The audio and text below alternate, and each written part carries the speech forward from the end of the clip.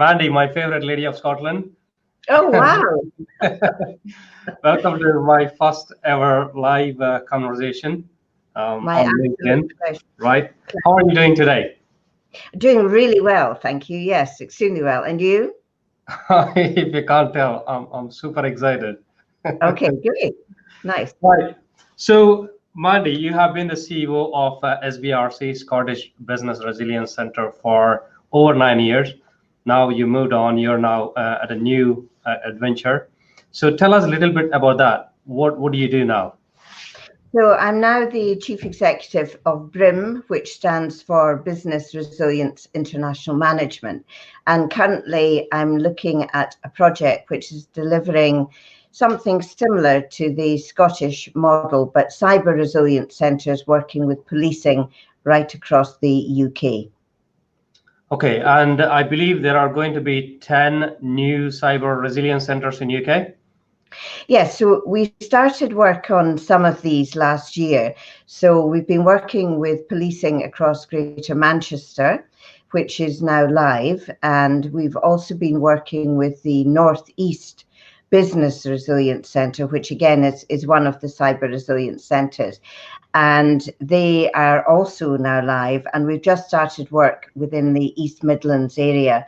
So bit by bit, because obviously there's a capacity issue in terms of how many we can deliver at one time, we're working our way slowly across the UK. So we've got 15 months to deliver 10 of these. So it's a very fast time frame, actually. Oh, wow. Hold 10 of them in 15 months or? Yes, 10 of them in 15 months. So oh, wow. I expect to be thinner if you speak to me in about 9 months.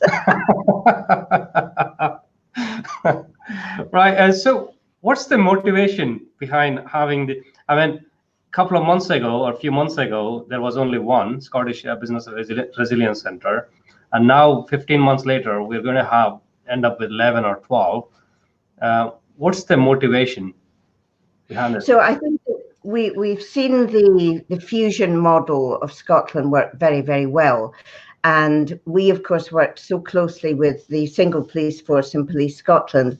But a lot of people have been looking at that model and saying, actually, we do all need a different solution in business, because policing won't be able to do everything that's required in cybercrime, and nor can the private sector. So there's an interdependency.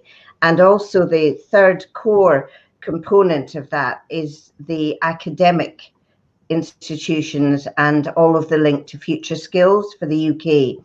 So the cyber resilience centres have 3 core partners in each one. So policing is absolutely pivotal, the private sector support for that and the private sector input, but also bringing on the best of new talent within each area and looking at inclusion. And the fundamental premise of all of them is supporting business and providing them not just with advice, training, guidance, and so forth from a very trusted source, but also being able to provide them with services at affordable rates. So we're looking to provide all of those in the centres. Okay, and you won the contract to deliver all this, 10 of them. Yes, we did. There was an EU tender process, an EU procurement process, which we went through, and that's necessary for transparency and good governance. And I really have to commend policing. The main customer for this is Derby Police, working on behalf of the National Police Chiefs Council. And they've seen and recognised that actually a new solution is required, and that's what that is. So, you know, a full credit to Scotland for the work that we did and the work with Police Scotland. But now we're seeing that roll out, and we need to build on that and develop it further. Well, congratulations for winning that contract. And also, well, we've been a member of SBRC for a long time, and absolutely we love the work SBRC has puts out there. Especially you and Eamon and Graham and all of them. Right. Do you think the SBRC has set an example for the rest of the UK? I think the work that we've done in this area particularly has been an example, and to intertwine policing with the private sector and academia in that way is quite unique still. We attract a lot of attention. I've had attention from international contacts already to say, how does that work? You know, how can we all learn from that? So I think absolute credit to policing, particularly Chief Constable Pete Goodman, who saw this example, and Andy Gould.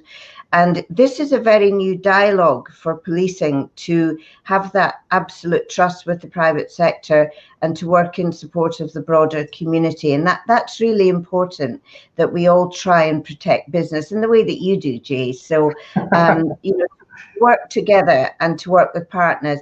And the other really exciting thing about this bid is that IASME has come into the bid as well. So we will be working directly with trusted partners and those accredited bodies through IASME right across the UK. So that's wonderful news. Absolutely, that's brilliant. And so when you say private sector, how open private sector are now to collaborate with cyber resilience centers or collaborate with police? So I think the private sector are really willing, and I've found this in the other areas where we've already started activity. So for example, for each of the centres, because the intention is that they become self-sufficient over time, so we have a set period of time after which they will need to self-sustain in terms of income, which is right. So they're all not-for-profit. So private sector are able to come in either as founding partners, so those who want to play a really active role. And we've seen very large national companies, international companies, and regional companies saying, actually, I really want to be part of this. I get this, and we can really help to support our area. And I think each of the regions will want to make sure that their area is even safer in cyber terms than the last one. And that's great. So I love the ambition that I'm seeing. We've been contacted all the time to say, how can we do it? We've got one or two very substantial companies saying, we would like to be part of every centre. So discussions are just at a formative stage around some of that. And we'll be looking for more and more partners. Wow, that's awesome. How do they partners, how can they reach out to you? So they can reach out to me at Brim. I'm very accessible through LinkedIn, and then we can talk about where the future centres are going to be and how they might like to be a part of it. And of course, each of the centres will be providing the same Curious Frank services through ethical hacking and forensic students. And we're just really looking forward to seeing that next tier of talent coming through as well. I have heard great things about Curious Frank before, but one of the things you mentioned earlier is helping the future skills.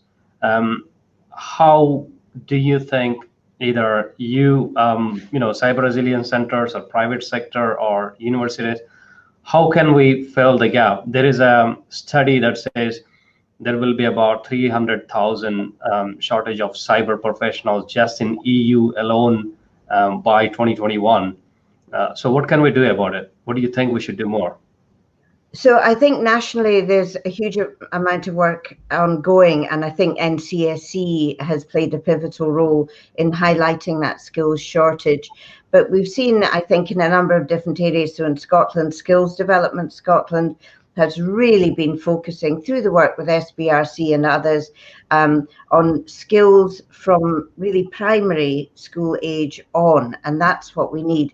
But there's a really important point here. It's not just cyber skills that are needed. And I think, you know, there's terminology being thrown around to say there's going to be a skills gap of actually 3 million worldwide. So all of the organizations that I think are working in the space have a responsibility to look at inclusion.